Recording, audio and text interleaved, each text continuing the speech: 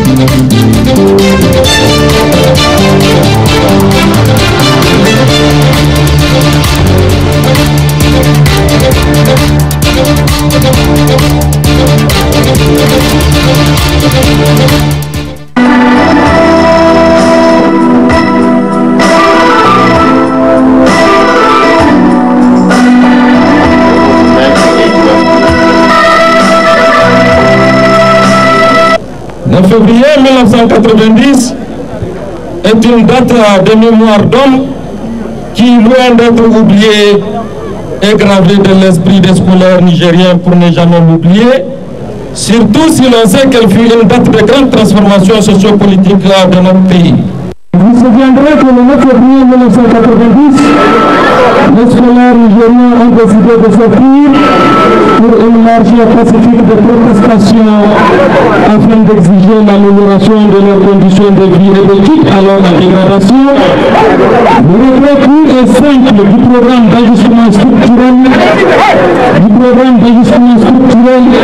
particulièrement en son volet projet éducation 3, imposé à notre pays par des institutions comme la FMI et la Banque mondiale. Ce projet institué de mesures scélérates et suicidaires, drastiques et draconiennes contre l'école nigérienne. Mais à peine sortis, les scolaires nigériens ont fait face à un farouche cortège contre de notre armée jusqu'au bas. L'oppression et la répression sauvage n'ont pas tardé à se battre sur les pauvres scolaires nigériens.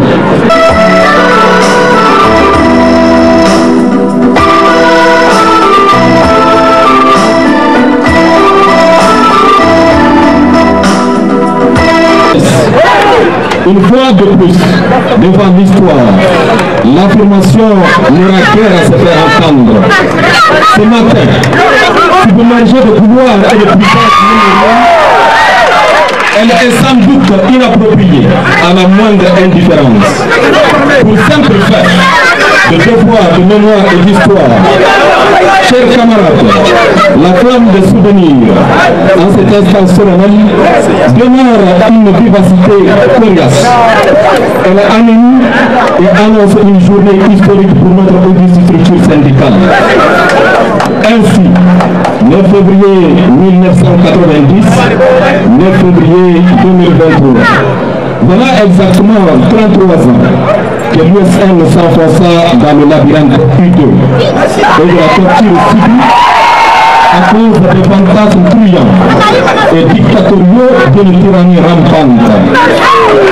Ce ne sont que le temps et ces mutations qui peuvent différencier ce matin et celui évoqué si avant, d'il y a 33 ans. L'engagement militant qui nourrit ce beau public et embellit l'atmosphère tragique destin d'Issa Kenya, Abdoumama Sadir et Aliona Hansi. Ce dernier, en ce jour mémorial du vendredi 9 février 1990, ont refusé l'indifférence devant la marche politique et l'avenir de leur pays, le nôtre. Ils ont accepté un engagement digne et un embarquement à l'orée de mutation qui secouait leur temps.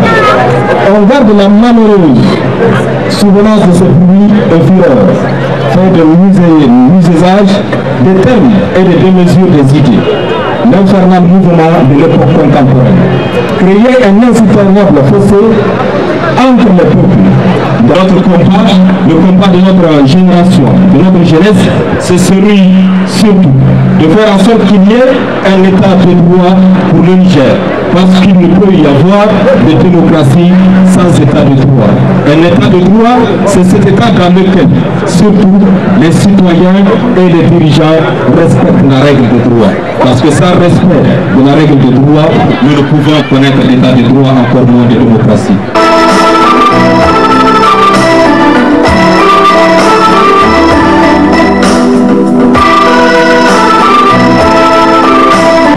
La journée du 9 février 1990 constitue hier, aujourd'hui et pour toujours, un marquant décisif de l'histoire sociopolitique de notre pays. En effet, on ne peut parler de la transition politique du Niger, le passage de la dictature à la démocratie ou la jouissance des multipartismes, sans évoquer le rôle moteur de la puissante union des scolaires nigérienne. Si donc le basculement du Niger, qui était sur le délitement et le désarroi d'un système autoritaire et dictatorial, a pu être consacré au grand bonheur de la masse laborieuse, présentement grâce au sang des martyrs tombés sur le champ d'honneur. Ainsi, Issa Kakaini, Alio Nanti et Aoudou Masegir sont des martyrs de la nation tout entière.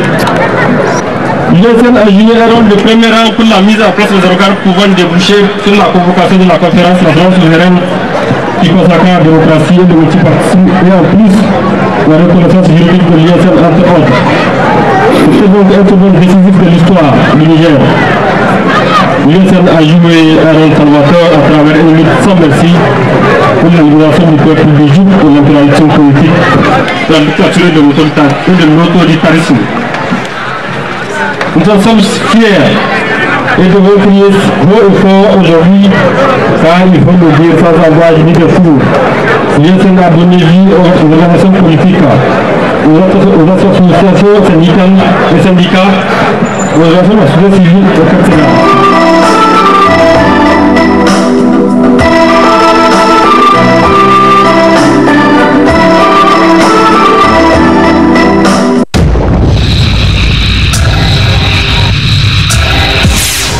En effet, le vendredi 9 février 1990, alors que les scolaires nigériens avaient décidé de sortir pour montrer à la face du monde le race, le bol et la misère totale dans lesquels ils végétaient, ils vinrent dresser sur leur chemin des manifestations pacifiques. La horde de barbouzes lourdement armés décidait à les empêcher de continuer leur marche. Malgré leur volonté et leur esprit pacifique, les scolaires avaient buté un refus catégorique et des soldatiques en face, mais décidé à se faire entendre. Alors, il affrontera avec le courage, détermination et abnégation l'ennemi face au dernier n'était pas passé par les détentes et usèrent toutes les armes mortelles à sa disposition. C'est ainsi qu'il avait abattu 3 de nos camarades, à l'occurrence Alio Nahanti, Maman Sagir, Issa Kakaini. À ces 3 martyrs s'agitaient des militants, des blessés, autant victimes à vie. C'est le lien ici de se s'allier de tous les vaillants camarades qui ont accepté de se sacrifier, de faire le sacrifice intime et donnant leur vie pour la grandeur de l'USN, voire à la libération du peuple nigérien avec l'instauration de l'assainissement de la démocratie de notre pays. Camarades, après ces recetages, permettez-vous d'axer notre allocution sur les tritypes suivantes. Le contexte international, aujourd'hui le contexte africain et le contexte nigérien à notre sein. Parlant du contexte international sans cesser, c'est aux sirènes de catastrophique ou au sang s'est versé dans l'apologie du Shawa. Nous disons que le monde va mal. Des esprits pessimistes précédant même la 3e guerre mondiale avec d'une part la Russie et ses alliés et telle est la Chine, l'Iran, la Turquie, l'Arabie Saoudite et les autres, par les Occidentaux notamment, les États-Unis, la France, l'Allemagne, l'Angleterre, qui mène une guerre par conspiration en Ukraine. Déjà, ce contexte délétère entre les puissants du monde divisé en deux blocs belligérants, une véritable menace pour l'humanité de tout entier. Des crises de tout genre sont durement ressenties partout au monde. En Afrique, la situation du Mali et la Centrafrique, Burkina Faso avec le coup d'État libérateur. C'est une autre guerre, pas de préoccupations au Sahel qui mène la Russie et la France. En effet, avec l'arrivée de la Russie à travers Wagner, nos sociétés russes privées et qui luttent contre le terrorisme en Afrique souffrent petit à petit de ces combats, des titans. Comme dit un adage, quand les éléphants se battent, ce sont les fournis qui se sont écrasés. La grâce mondiale qui secouait à la planète a plus de réquisitions durement ressenties sur notre continent. Enfin, parlant sur notre pays, les terroristes, les crises à nos frontières dans les pays limitrophes ne nous laissent pas indifférents. La quiétude et la paix ne sont pas au rendez-vous. Chaque jour, à son lot d'attaques terroristes et ripostes des forces de FDS que nous soutenons en encourageant pour leur bravure, leur sacrifice et leur courage. Or, Père, c'est le lieu ici de les témoigner toute notre gratitude à notre reconnaissance. S'agissant de la situation qui prévaut à notre sein, il ne faut pas se laisser casser. Elle est à l'image de celle du monde et de l'Afrique. La crise est à l'interne. Aujourd'hui, notre section en crise, elle vit une bipolarisation, sinon une division sans précédent, et cela étouffer notre cadre organisationnel et déstabiliser la structure en la fragilisant. Je serai abusé de votre temps sur ce problème. Aujourd'hui, cette affaire à notre sein est pendante devant la juridiction compétente. C'est pourquoi nous laissons la justice faire son travail pour faire sortir.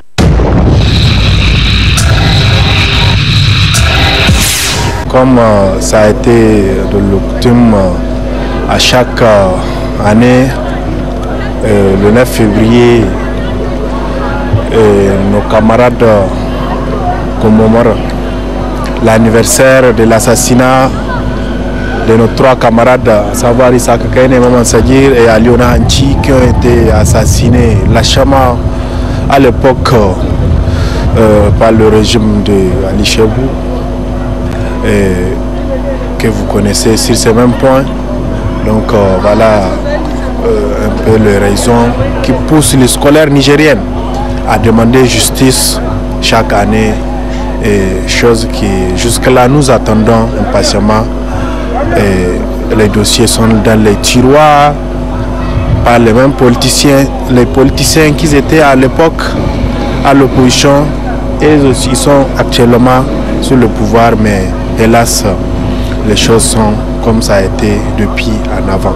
Ce que nous souhaitons voir qu'un jour que nos camarades puissent avoir une justice équitable, que les co-auteurs, les complices soient identifiés et transmis devant les juridictions compétentes, pour que enfin les scolaires puissent cesser cette marche, parce qu'aujourd'hui ça fait 33 ans que chaque année au moins 48 heures ou 72 heures de grève. Au moins si les scolaires ont pu avoir de justice, j'espère que les scolaires cesseront de marcher pour venir sur ces points pour revendiquer cette même cause.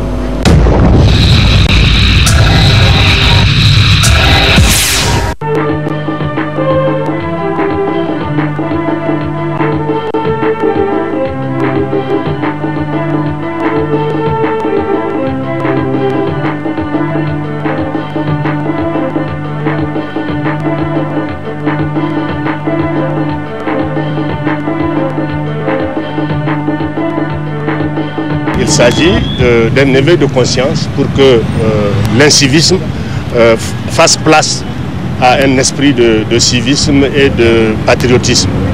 Le second, qui concerne la ville de Niamey, donc les autorités municipales, c'est la responsabilité que nous avons de prendre en charge ces monuments dans leur entretien et dans leur préservation, de façon à faire en sorte que nos acquis perdurent. Je vous rends donc hommage parce que pour une fois, c'est vous qui avez interpellé et nous agissons. Du reste, c'est ce qui devait être à tout moment et en tout lieu. N'ayez donc pas peur de nous critiquer parce que nous nous nourrissons de vos critiques pour pouvoir bien faire. Et l'aspect qu'il n'a pas relevé, qui est le vôtre, peut-être c'est parce qu'il l'avait déjà fait, c'est que la troisième responsabilité, c'est celle des médias et de la société civile.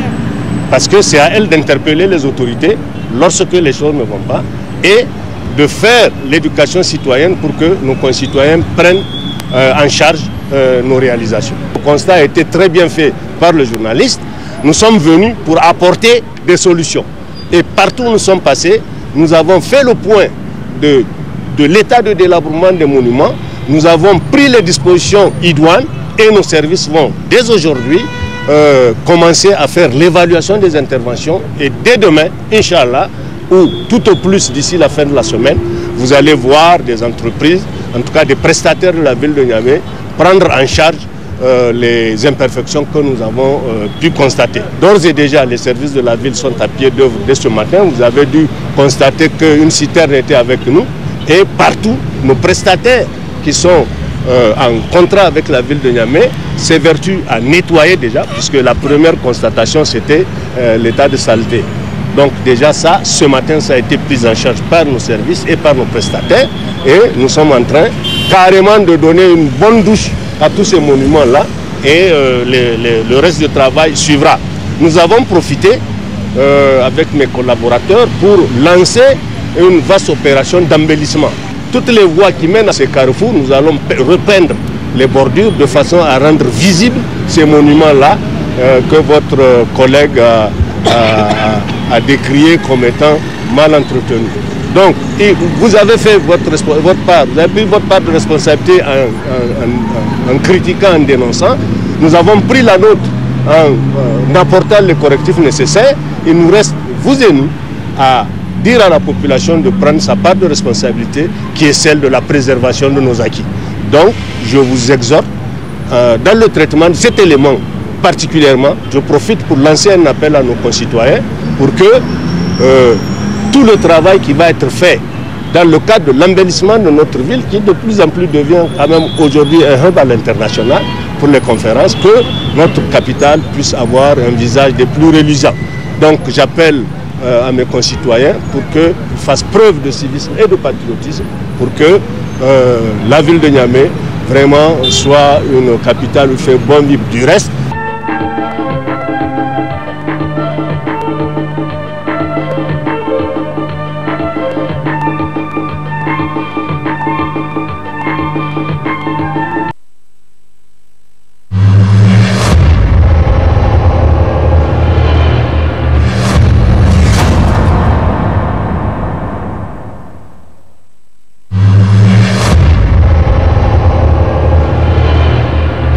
auditeurs et téléspectateurs de la radio et télévision Tambara, vous pouvez désormais suivre votre chaîne de télévision préférée Tambara sur le satellite BadrSat 7, angle 26 degrés Est, fréquence 11010, polarisation verticale, symbole REC 27500.